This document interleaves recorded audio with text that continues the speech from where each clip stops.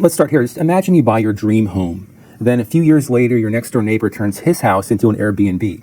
And you spend over a year dealing with all kinds of things like loud parties, film shoots, marijuana smoke coming into your house. You call the authorities. They tell you to call a complaint hotline. You do that for a year straight. Nothing happens. Then on one bright, sunny Tuesday morning with children playing outside, a renter from this Airbnb is chased by a masked gunman and shot right on your front porch. The victim jumps your side gate, tries to bust into your house seeking protection. Your house is turned into a crime scene. Your whole family is traumatized. You miss work. And then on the very same night, new renters come into that property. And then your own city government tries to downplay the issue, even though on their own city website, they claim to ensure that short-term rentals do not threaten the character of residential neighborhoods. They do not threaten to hurt the neighboring properties.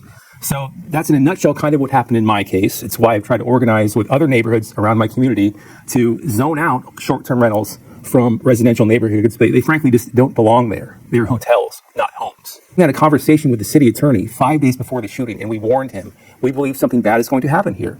He basically just said, organize your neighborhood and confront them is what he told me to do. We know how many truly hosted versus unhosted there are. The city claims that there are 616 unhosted throughout our city, and the rest, up to 800 cap, is hosted, primary residence, and they have to live there, so it's maybe like kind of a home sharing thing. Unhosted is, again, nobody's there, do whatever you want. I mean, there are investors going out and swooping up properties throughout the entire country, actually. This is just a California issue. This is happening in Texas. This is happening in Arizona.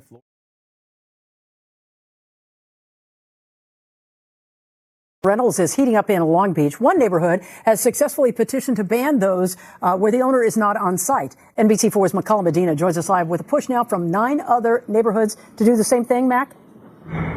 Yeah, including here in Belmont Shores, just a couple of blocks away from the beach. There's already a lot of these short-term rentals, unsupervised, that are currently in this neighborhood. That's when the whole place is rented out. There's a campaign underway right now trying to use a new provision in the Long Beach ordinance governing short-term rentals. If a majority of neighbors in a census tract petition to ban them, they can. 4 attempts from 4 different neighborhoods have failed, except for College Estates. The man ended up getting shot right on my front porch. That January 2nd shooting was the last straw for Andy Oliver. He had been complaining to short-term rental platforms and the city for months about several nightmare short-term renters next door. The city didn't do their job, didn't properly cite or do anything about this problem property. Our only recourse was this petition process that was tucked into the ordinance. Oliver gathered 375 signed petitions.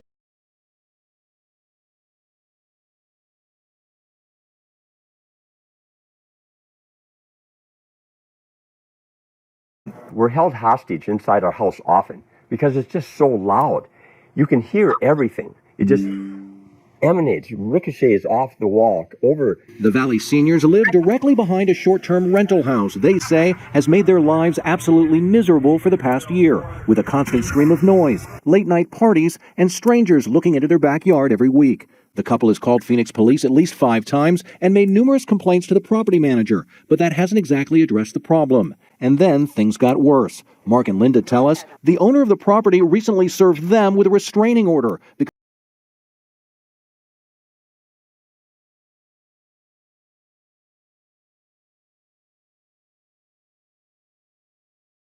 one top investor, and then they've got 3 or 4 others underneath them that are operating this chain of hotels really in these neighborhoods. So it's a big issue that's happening everywhere, not just Long Beach, everywhere this is happening. They're coming in, they're taking up these homes, they're turning them into short-term rentals because to them that's a profit machine. It's not a mechanism to keep communities safe. Then the argument is, well, they're bringing tourism money into the city and all that. It's like, well, you'd probably be more profitable if you have a real family there 24/7, 365 days of the year, going to the church, going to schools, going to shopping malls, or whatever. I don't really buy that argument that the tourism that you're expecting every weekend, new tourism come in, and that's going to provide you more income than a stable family that uses the services year round. About 5% of the housing stock had been given over to full-time tourist accommodations.